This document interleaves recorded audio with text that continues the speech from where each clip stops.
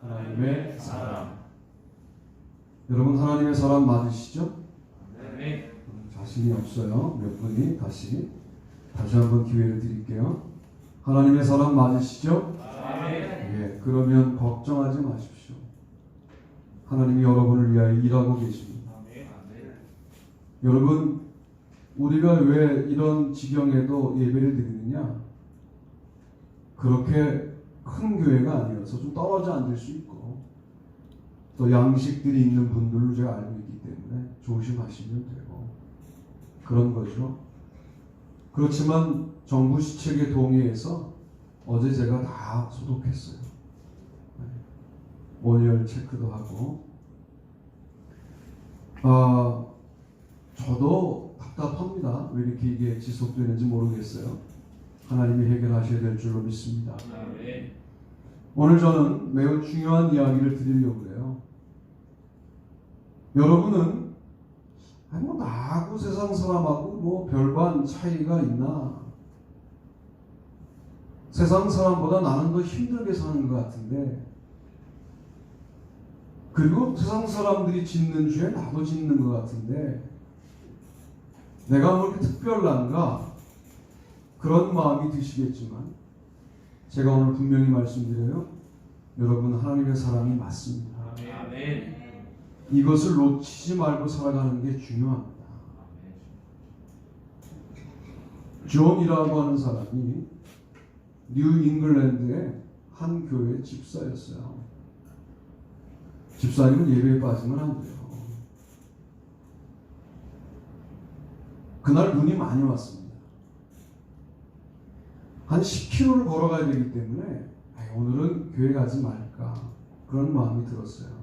근데 마음속에 집사가 안 가면 되냐, 가라, 그런 마음을 주셔서 푹 빠지는 눈길을 걸어서 시골교회에 간 거죠. 담임 목사님이 도로가 막혀서 못 오셨어요. 교인들은 13명 왔는데 그날 새신자가 한 명 왔어요. 13살짜리 소년이 온 거죠.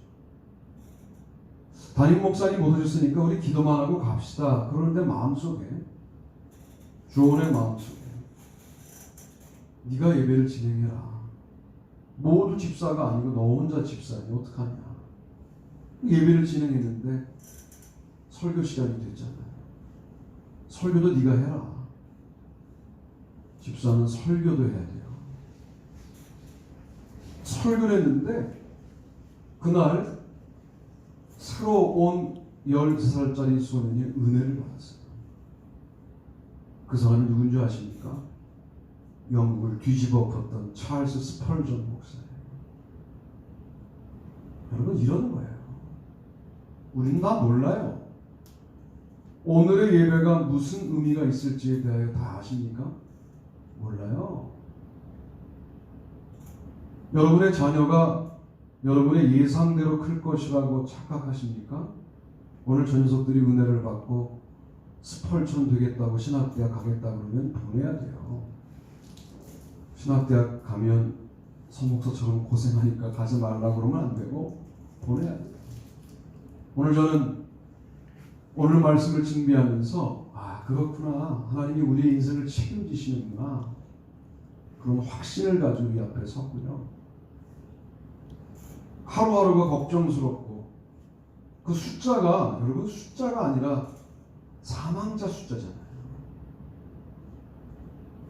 여러분 어떤 관점으로 바라보셔야 되냐면, 사망자 중에 우리가 전도하지 않아서 지옥 보낸 영혼들이 있을 수도 있겠구나를 봐야 돼요.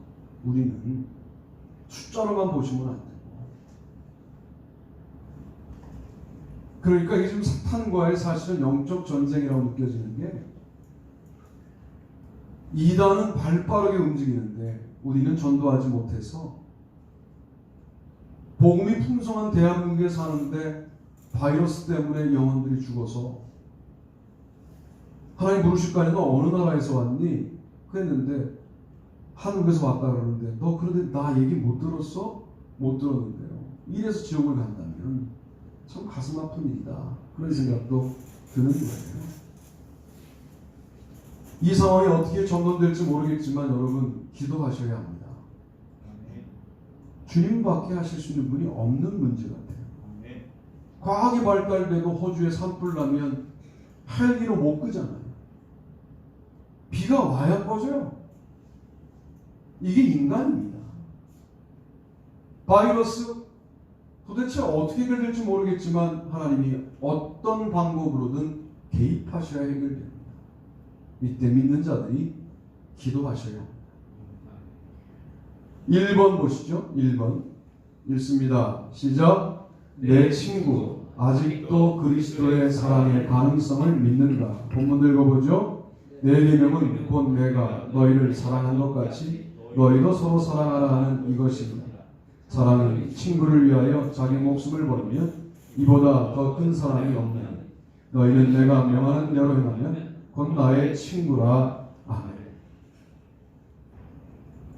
성경을, 구약 성경을 요약하자면 내 계명은 곧 내가 너희를 사랑한 것 같이 너희도 서로 사랑하라 하는 이것이니라 라는 한 구절로 구약 성경 전부를 정리할 수 있어요.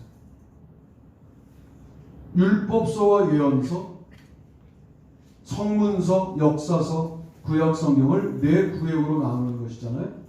둘로 줄이면 율법서와 예언서, 하나로 줄이면 율법서, 10개로 줄이면 십계명, 하나로 줄이면 서로 사랑. 우리가 서로 사랑하면 예수님의 제자가 됩니다. 그런데 예수님의 제자라고 말씀하셔도 되는 부분에 주님 뭐라고 말씀하시느냐? 직접 본인의 입술의 말로 말씀하시죠. 그래서 내 제자라고 말해요. 내가 너를 지명하여 불렀다. 너는 내 것이다. 라고 할 때 하나님의 소유가, 하나님의 소유에 관련된 확실한 챙김이 그 가운데 있는 거죠. 내 친구라고 말씀하시죠.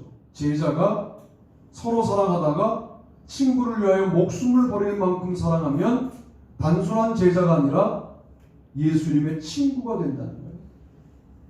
예수님의 친구는 예수님의 능력을 나누어 가진 존재가 된다는 거예요. 예수님의 신분을 나누어 가진 존재가 된다는 거예요. 예수님의 신성을 나누어 가진 존재가 된다는 겁니다. 내 친구. 예수님의 친구는 어떤 사람들을 예수님의 친구라고 말하느냐? 현 세상이 아무리 발달되어 최첨단을 달린다고 할지라도 그리스도의 사랑만이 세상을 바꿀 수 있다라고 하는 사실을 자신도 넘어지고 쓰러지지만 여전히 믿고 있다면 여러분은 예수님의 친구입니다. 그런데 예수님의 사랑에 관련하여 더 이상 가능성이 없는 것처럼 생각하시면 예수님의 친구가 아닐 수도 있는 거죠.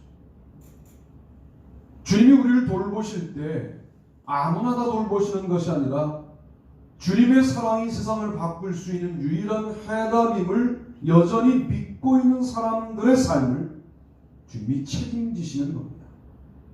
그런 분들 되시기를 주님의 이름으로 부탁합니다. 여러분, 당장 효과가 보이는데 우리가 민감해요.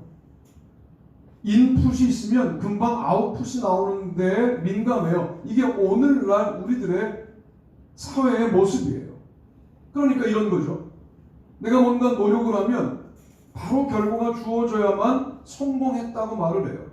그러나 신앙적인 세계에서는 지금 노력한 걸 자녀가 거둘 수도 있고요. 그 자녀의 자녀가 거둘 수도 있는 거예요. 이게 신앙적인 영역이에요.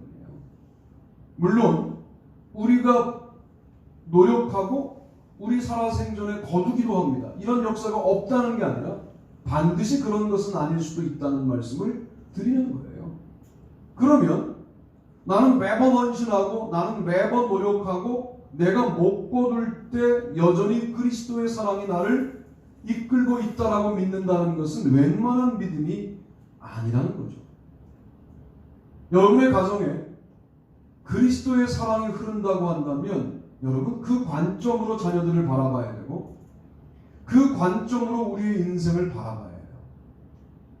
그리스도가 여전히 나를 사랑하고 있다면 여러분은 절대로 실패한 인생이 아닙니다. 이번 한 달 어려우실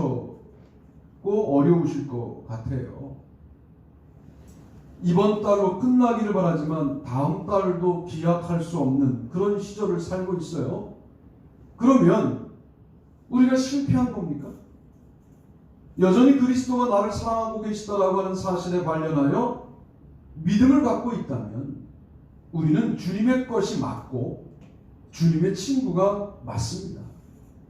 그렇다면 주님은 우리를 위하여 목숨을 버리실 만큼 사랑하셨기 때문에 여러분은 결코 실패할 수 없는 인생이다 하는 말씀을 드리는 거예요. 오늘 여러분이 어렵게 예배당에 나오신 거 제가 알아요. 가도 될까 하고 오셨겠죠.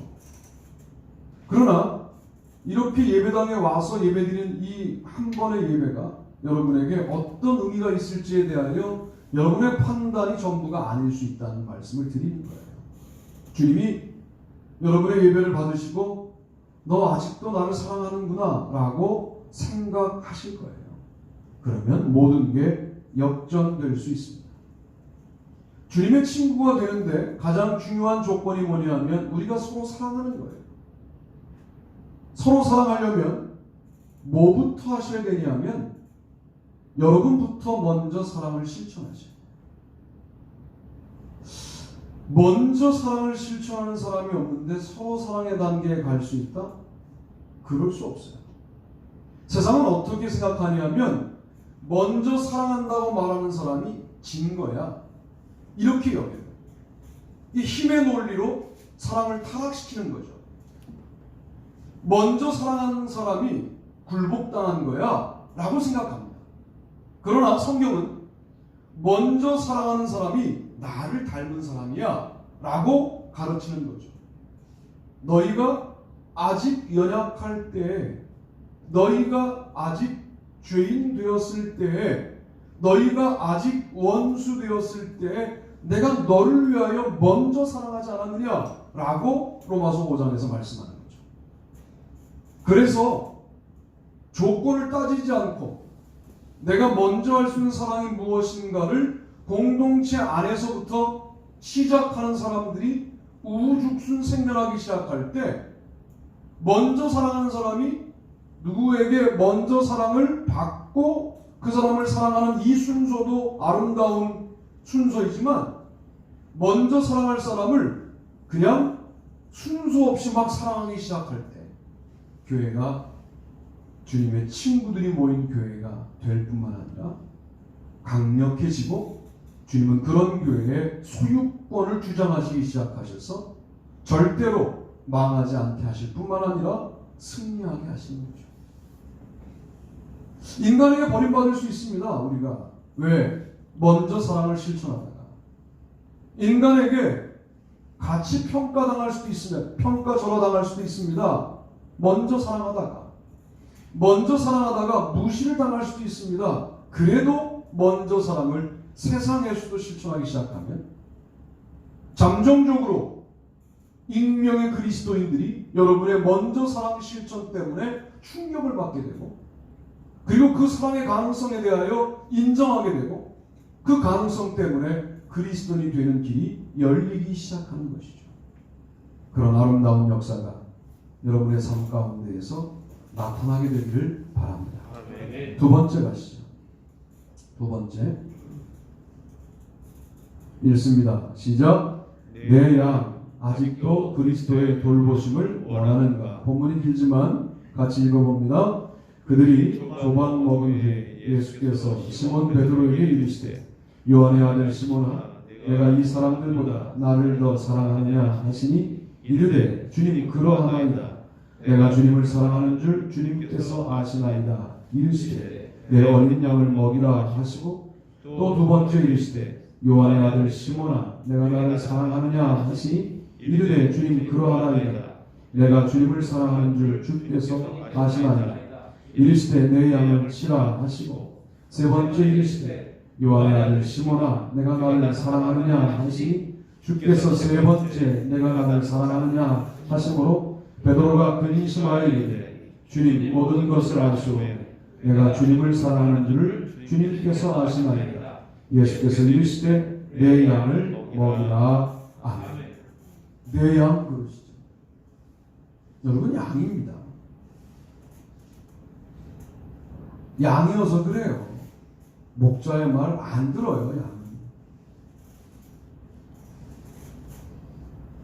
자기들끼리 뭉쳐하고 가운데 있는 양이 죽기도 해요. 참 미련해요. 그래서 염소를 키우면 되잖아요. 그러니까 흩어놔야 돼. 그래야 살아요.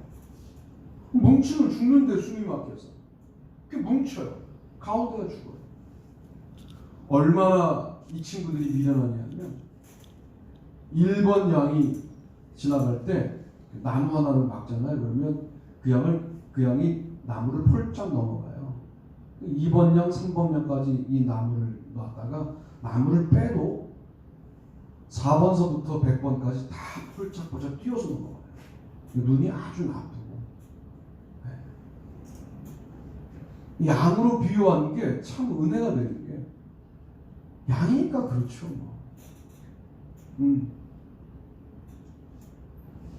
지혜롭지 않아요. 양은. 만약 양이 초원에 있다 그러면 완전히 그건 사자의 반이죠. 호랑이의 반이고. 그렇지 않겠어요? 그래서 목자가 지켜주셔야 살아갈 수 있는 존재인 것이죠. 저는 오늘날 현대 문화의 문제가 뭐냐면 너무 인간들이 강한 척한다. 센 척한다. 이게 우리의 문제라고 생각을 합니다. 솔직히 말하면 못할 게 없다고 생각들 했을 거 아니에요. 그동안 우리가. 그리고 마치 이제는 내가 갖고 있는 능력을 통해서 그리고 발달된 의료 기술과 과학 문명을 통해서 거의 하나님의 준하는 위치에 있는 것처럼 생각했을 가능성이 많은데 덜컹 이런 문제 하나가 나 양이구나 하는 사실을 깨닫게 해요. 이때 그리스도인들은 그냥 양이 아니라 나는 주님의 양이다 라고 소속을 분명히 정하셔야 돼요. 나는 다른 인간의 돌봄이 필요한 그런 인간으로 존재하는 것뿐만 아니라 더 중요한 것은 주님의 도우심이 절대적으로 필요한 연약한 양이다 하는 사실을 인정하셔야 돼요. 그러면 주께서 여러분과 함께 하십니다. 그럼 베드로는 목자일까? 사명을 맡은 것이죠. 잠정적으로 예수님의 역할을 대신하게 만든 것이죠. 그도 목자일 수 없어요. 양이죠. 서영선 목사가 목자일까? 여러분은 양이고 저도 양이죠. 그런데 잠정적으로 일정한 기간 예수님이 눈에 보이시지 않으시니까 목자의 사명을 감당하게 만든 선두에 서 있는 양 정도가 저의 위치가 아닐까 생각을 해요. 저라고 안 미련하겠어요? 저라고 무슨 문제가 없겠어요? 다 된 것처럼 여기는 것이 오늘날 주님으로부터 우리를 멀어지게 만드는 것 아닌가? 장로면 양 아닌가? 권사는 양 아닌가요? 집사만 양이고 평신도는 양 아닌가요? 다 양이죠. 우리 아이들은 양 아닌가요? 아르니온 그러죠. 내 어린 양. 프로바티온 조금 자란 청년 양. 프로바톤 장년 노년 양. 모든 양을 다 양이라고 말씀하시는 거예요.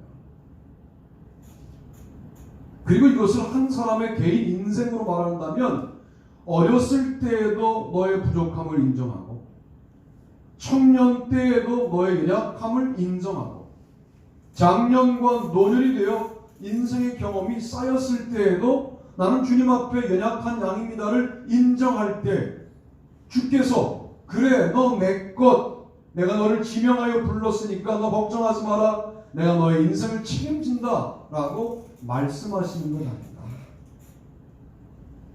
그런 인생을 사시기를 바랍니다. 아멘. 여러분, 더 놀라운 것은 맥스 루케이더 목사님이 어느 날 백화점에 갔는데 거기에 이제 악기점이 있었던 거예요. 자기의 5살을 먹은 딸이 피아노 앞에 앉았는데 먼저 그 장면을 보기 전에 너무 아름다운 음악이 들리는 겁니다. 아주 베토벤의 음악이 흐르는데 너무 연주를 잘하는 겁니다. 야, 여기서 이런 음악을 듣게 되다니 하고 피아노 쪽으로 가보니까 5살짜리 자기 딸이 앉아있는데 베토벤의 음악이 연주가 되는 거예요. 너무 신기해서 봤더니 이게 코드가 입력되어 있어서 피아노가 스스로 움직이는 거예요. 딸은 재밌어서 그냥 움직이는 대로 따라가고 있고 몇 개는 놓쳐도 그냥 자기가 손을 이렇게 움직이는데 피아노가 스스로 연주하는 거예요. 많은 사람들은 그 자리에 앉아있는 5살 아기 때문에 그 음악에 심취하면서 그거 둘러싸서 구경하고 있었고 끝난 다음에 5살짜리를 응원하기 위하여 박수를 쳐준 거죠. 아빠인 맥스 루케이더 목사도 박수를 쳐주면서 따라 잘했다 라고 말을 했다는 거예요. 여러분, 피아노라고 하는 세상에 우리가 앉아있는데 우리의 실력으로 연주하면 뭐 연주하시겠어요? 학교 종이 땡땡땡 이런 거 하겠죠. 그리고 대단하다고 느끼겠죠. 그런데 주님께서 연주하셔요. 우리는 그냥 앉아있으면 되고 주님이 먼저 눌러주시면 그제서야 따라가면 됩니다. 인생을 사시면서 본인이 다 책임져야 되겠다라고 하는 부담감을 갖지 마세요. 그럴 수도 없고요. 그럴 만한 능력이 여러분에게는 없습니다. 왜요? 양이니까. 목자이신 주님 앞에 우리가 나아가게 되기를 바랍니다. 아멘. 논산 훈련소에 갔는데 아들이 훈련받고 있는데요. 알아보겠더라고요, 어디 있는지. 내 아들이니까요. 군종장교 임관하면서 찍었던 사진이 있어요. 목사님과 신부님과 스님이 같이 찍죠. 저를 정확하게 알아보겠는데요. 나니까요. 그리고 그때는 뭐예요? 내 사진이 잘 나오면 뭐라고 말해요? 사진 잘 나왔네. 그러죠? 왜 내 아들을 알아보고 내 사진을 알아보냐면 나이고 내 아들이니까. 우리가 군중 속에 섞여 있다고 해서 우리를 주님이 못 알아보실까요? 알아보십니다. 자기 양은 알아보셔요. 나도 양을 알고 양도 나를 알고 양도 나의 음성을 듣고 나도 양의 음성을 알아듣고 선한 목자이신 예수님은 우리를 그렇게 밀접하게 챙기시고 계신데 우리 힘대로 살다가 우리 마음대로 살다가 몇 가지 일이 삐끗되면 우리는 그렇게 생각해요. 주님이 나를 안 돌봐주시나? 그래요. 주님에게 맡기지도 않고 양으로 살지 않고 마치 자신의 인생을 본인이 스스로 추진해 나갈 수 있을 것처럼 목자로 살다가 그래? 네가 목자 행세하고 싶어? 하고 잠깐 쳐다보고 계시고 개입하지 않으시는 순간들이 있죠. 넘어지고 난 다음에 다시 우리는 양으로 돌아와야 되는 겁니다. 여러분, 우리가 양이라고 하는 사실을 망각하지 말고 그것도 주님의 양이다 하는 사실을 기억하고 나이가 많든 어리든 아르니온이든 프로바톤이든 여러분은 주님의 양이다 하는 사실을 기억하고 주님께로 나아가시게 되기를 바랍니다. 더더군다나 놀라운 것이 연결되어 요한복음을 잘 보면 서로 사랑이라고 하는 이 부분에 대해서 양이었던 베드로에게 주님의 양을 맡길 때 서로 사랑이 전제 조건이 되죠. 너 이 사람들보다 나를 더 사랑하느냐? 이게 왜 서로 사랑이냐면 이미 주님은 베드로를 사랑하고 있기 때문에. 너 아직도 나를 사랑하느냐를 묻죠. 너 사랑의 가능성을 아직도 믿느냐 묻죠. 주님께서 아십니다 라고 대답을 듣자마자 내 양을 먹이라, 내 양을 치라, 내 양을 먹이라 라고 말씀하십니다. 바로 이것이 오늘 우리가 사랑의 가능성을 믿을 뿐만 아니라 내가 아직도 주님의 돌보심이 필요한 연약한 양이라는 사실을 인정할 때 주님은 우리의 인생에 개입하신다라고 하는 연결고리가 되는 것이죠. 강한 척하지 마세요. 주님 앞에 나와서 아무것도 아니라고 인정하세요. 그러면 주님께서 여러분의 삶을 책임지며 소유권을 주장하시고 살려주시고 인도하시고 하늘나라까지 함께해 주실 줄로 믿습니다. 세 번째 말씀 보시죠. 세 번째 읽습니다. 내 증인 아직도 그리스도의 말씀이 기준인가? 오직 성령이 너희에게 임하시면 너희가 권능을 받고 예루살렘과 온 유대와 사마리아와 땅 끝까지 이르러 내 증인이 되리라 하시니라. 이 말씀을 마치시고 그들이 보는데 올려져 가시니 구름이 그를 가리어 보이지 않게 하더라. 아멘. 증인도 내 증인 그릇이죠.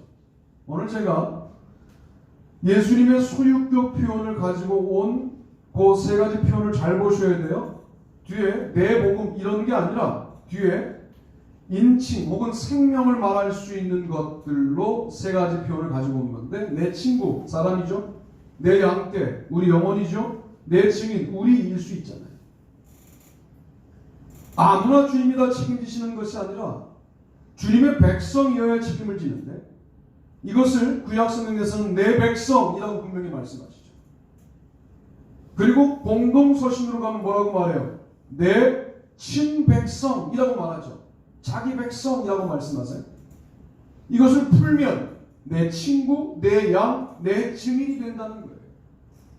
내 증인은 뭘까요? 여전히 말씀이 세상을 바꿀 수 있다는 사실을 믿는 거예요. 말씀이 너무 흔하죠. 어디든 틀면 말씀이 나오죠. 그러나 정말 내가 말씀을 계시의 말씀으로 받아 한 주간을 사는 동안 그 말씀과 함께 소통하고 교통하면서 그 말씀의 인도를 받고 그 말씀이 마치 인격적 존재처럼 느껴져서 그 말씀의 인도를 받아 인생을 사는 사람들이 얼마나 있을까? 홍수에 마심을 없는 것 같은 현상들이 오늘날 있는 것은 아닌가? 그러면 말씀이 나를 주도하고 있다면 우리는 그 말씀에 대한 증인으로 당연히 살아가야 되는데 이 증인이 이단은 되는데 우리는 왜 안 되는가? 정확하게 분석하면 예수님의 증인이 우리가 아닌 것 아닌가 하는 고민을 해보게 되는 거죠. 내가 봤잖아, 내가 먹어봤잖아, 내가 경험했잖아, 내가 주님 만났잖아. 이런 경험들이 너무나 중요한 경험들인데 우리에게 이제 주님은 논의의 대상처럼 바뀌고 사색의 대상으로 바뀌고 고려의 대상으로 바뀐 것은 아닙니다. 인격적으로 주님을 다시 만나는 일은 대단히 중요한 일이겠다 하는 말씀을 드리는 거예요. 신앙 경력 말하지 마세요. 몇십 년 모인 게 그 뭐 이렇게 중요합니까? 지금 주님이 안 느껴진다면 죽은 건데, 영적으로 죽은 건데, 지금 주님이 나의 주님이라고 여겨지지 않는다면 그 몇십 년 경력 가지고 주님이 무슨 높게 평가하시겠습니까? 내가 목회 경력 내년이면 30년 그런 게 그렇게 중요합니까?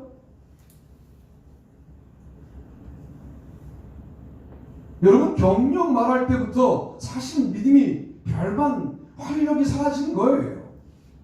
왜 경력을 말할까요? 지금 행복하지 않으니까. 지금 주님과 함께 서로 소통하고 교통하고 주님 손을 꽉 잡고 있으면 무슨 경력 말할 게 뭐 있어요? 지금이 너무나 충만한데 충만한 지금을 살아가는데 이게 내 증인 아니냐 말이죠. 누가 뭐라 그래도 하나님은 나에게 이런 분이야 라고 말할 수 있는 여러분만의 말씀에 대한 고백과 묵상과 간절한 선포가 있느냐 말이죠.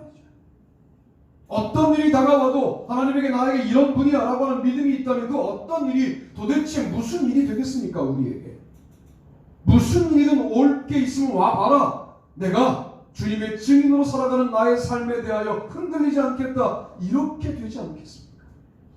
이 일이 그냥 되는 게 아니라 오직 성령이 너에게 임하시면 너희가 권능을 받고 예루살렘과 온 유대와 사마리아와 땅끝까지 이르러 내 증인이 되리라 하시니라. 이 말씀을 하시고 승천하셨어요. 그러니까 누가복음과 사도행전에서, 특별히 누가복음과 연결하여 사도행전에서 예수님의 마지막 말씀은 이 말씀이에요. 예수님의 마지막, 그것도 하늘나라 올라가시기 직전에 하신 말씀이라고 하는 대단히 중요한 의미가 있는 말씀이 이 말씀이다. 그러면 우리는 이 말씀을 뭐라고 여겨야 돼요? 유언과도 같은 말씀으로 들어야 되는 거죠. 마지막 말씀은 너무나 귀하지 않습니까? 인간이 마지막 남긴 말씀도 중요한데 하나님의 아들이 마지막 남긴 내 증인이 되리라 라는 이 말씀은 내 증인이 내가 되려고 해서 되는 게 아니라 성령이 임하셔야 될 것이다 라고 말씀하는 거지만 우리가 정말 그 성령을 구하고 간구하여 주님의 증인으로 살아가는 삶을 회복해야 될 것이다. 그러면 말씀의 가능성을 여전히 믿으면 여러분은 주님의 것이 된다 그 말이에요. 그러면 주님이 여러분을 절대로 모른 척 하실 수가 없게 되는 것이죠. 솔직히 말해서 내 것이 옆집에 있는 그 어떤 것보다 귀해서 내 것입니까? 아니에요. 내 것이기 때문에 내 것이에요. 여러분의 아들과 옆집 아들을 비교하면 성적이 옆집 아들이 나을 수도 있어요. 솔직히 옆집 아들에게 투자해야 얘가 더 좋은 대학 갈 수 있다고. 그런데 나는 열심히 벌어서 왜 내 아들에게 투자할까요? 내 아들이니까. 다른 이유가 없어요. 여기에는. 우리가 우수하기 때문이 아니에요. 우리가 잘났기 때문이 아니에요. 우리가 무슨 윤리적으로 뛰어나기 때문이 아니에요. 윤리적으로 살지 말자는 말로 들으시면 안 돼요. 그냥 주님의 것이기 때문에 여러분에게 자신의 아들을 헌신시키고 십자가에 매달려 죽게 하고 구원하신 거예요. 자꾸만 세상에서 하나님의 것이 아닌 사람들과 비교하여 주눅들 필요도 없고 그들과 비교하여 우월감과 열등감을 느낄 필요도 없습니다. 성령님이 임하시면 권능이 임하게 되어 있습니다. 머무르지 않아요. 온 유대에 머무르지 않아요. 예루살렘에 머무르지 않아요. 온 유대로 확장해요. 힘있게 나아가요. 이것은 나아가게 되는 거예요. 그러니까 나아가라 라고 해서 나아갔다면 그건 정말 주님의 증인이 아니에요. 자연스럽게 예루살렘을 떠나 온 유대로 나아가게 돼요. 사마리아를 떠나 땅끝으로 나아가게 돼요. 더 놀라운 거, 이제 예루살렘과 사마리아에서 동시다발적으로 온 유대와 땅끝으로 나아가는 아름다운 역사를 경험하게 돼요. 그리고 모두 어디서 만나요? 땅끝에서 만나요. 모두 바다에서 만나요.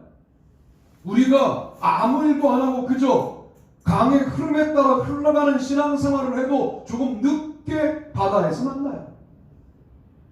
바다에 미녀와 있는 활력적으로 살았던 증인들을 만날 때 조금 부끄럽게 구원받으시면 돼요. 그러나 우리 그러지는 말자는 거죠. 주님의 증인으로 살다가 구원받자. 그러면 주님께서 얼마나 우리에게 쏟아부어 주실 은혜가 충만하겠느냐. 내 증인이라고 하는 주님의 것으로 인생을 살아가시게 되기를 바랍니다. 아멘. 이게 설교되고 있다는 것이 좀 슬픈 거죠, 사실은. 너무 좋아서 떠버리고 있어야 될 내용이에요. 야, 내가 하나님을 만났는데, 제대로 만났는데 정말 그분 너무 신기한 분이다. 나 같은 인간을 목사를 만들다니 말이야.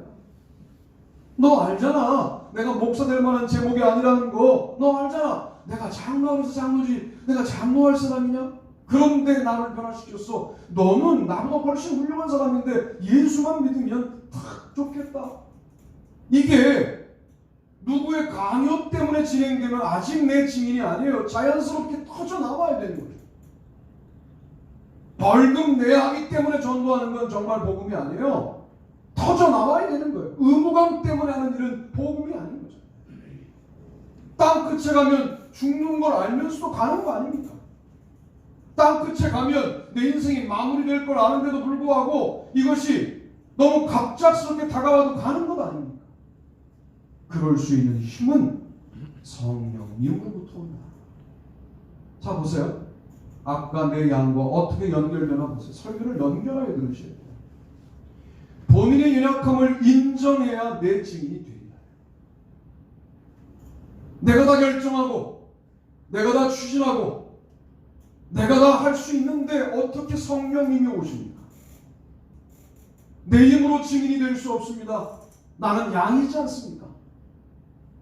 내 힘으로 주님의 아름다운 복음을 증거할 수 없습니다. 도와주셔야 합니다. 저는 양이지 않습니까? 제가 그리 잘난 것도 아니지 않습니까? 그때 성령님이 오십니다. 성령님이 오셔서 여러분을 뒤집는 거예요. 그리고 여러분의 능력이 아니라 성령님의 능력으로 증인이 되는 거예요. 그래서 내 증인이 되라가 아니라 내 증인이 되리라 라고 제가 지난주에도 말씀을 드렸잖아요. 그런 분들 되시길 바랍니다. 아멘. 오늘 말씀을 정리할게요. 내 친구는 뭐예요? 서로 사랑을 실천하되 서로 사랑하는 대상을 위하여 목숨까지도 바칠 수 있으면 내 제자에서 내 친구가 돼요. 예수님의 친구가 돼요. 그 사랑하는 친구 하나가 수많은 양들을 맡는 베드로가 됩니다. 너 아직도 나를 사랑하니? 예, 사랑합니다. 예수님과 서로 사랑의 관계가 이루어진 베드로에게 양떼를 맡겨요. 그러나 그 일을 감당할 때에도 베드로는 어떻게 마음먹어야 돼요? 내 힘으로 할 수 있는 일이 아닙니다. 주님이 도와주셔야 합니다. 왜? 나도 양에 불과하기 때문입니다. 목사들이 자기가 하나님인 줄 알아요. 여러분, 이건 문제입니다. 여러분이 그렇게 만든 거예요. 목사는 사람이에요. 여러분, 너무나 우리 교회 당연한 진리이기 때문에 거의 동의할 뿐만 아니라 속에서부터 그렇지, 네가 사람이지. 우리 교회 같은 교회만 있는 게 아니거든. 마치 목사의 결정이 번복되면 하나님의 견해가 번복된 것처럼 구는 이상한 목사들이 많아요. 교주 같은 목사들이. 뭘 모르는 걸까요? 본인이 양인 걸 모르는 거예요. 베드로가 그 목자의 사명을 감당하는 내내 이중 정체성을 가지고 고민하지 않았겠어. 나도 양인데 목자 역할을 감당해도 얼마나 부담스러워요. 그러니까 주님의 능력을 늘 구하고 주님의 사랑을 늘 구하면서 자신의 연약함을 인정하면서 그 일을 감당하죠. 그러다가 어떤 일들이 가능해져요. 연약함을 인정하자 성령님이 그 인생을 주도하는 역사가 나타나기 시작하고 성령이 임하자마자 내 증인이 되는 거예요. 이 세 주제는 그래서 그렇게 발전적으로 연결되어 있다라고 말씀을 드리는 거예요. 여러분은 주님의 백성입니다. 아멘. 여러분이 인정하든 인정하지 않든 주님의 백성이에요. 이제 주님의 백성답게 살기 위하여 우리는 어떤 노력들을 해야 되느냐? 서로 사랑하셔야 돼요. 서로 사랑도 내 능력으로 불가능하니 주님이 도와달라고 말할 때 우리는 양들을 목양하게 되는 위치에, 베드로의 위치에 서게 되고, 그때도 교만하지 않게 되면 그런 우리에게 성령님이 임하셔서 양들을 관리하는 정도가 아니라 양들을 불러 모으는 증인의 역할을 감당하게 되는 이 놀라운 성경의 주님의 것에 관련된, 주님의 사람에 관련된 이 일관된 원칙을 여러분 꼭 기억하시고, 시절이 수상한 이때 내가 주님의 것임을 확신하고 살아가는 저와 여러분이 되셔서 승리하는 하루하루가 되시기를 주님의 이름으로 축복합니다. 아멘. 자리에서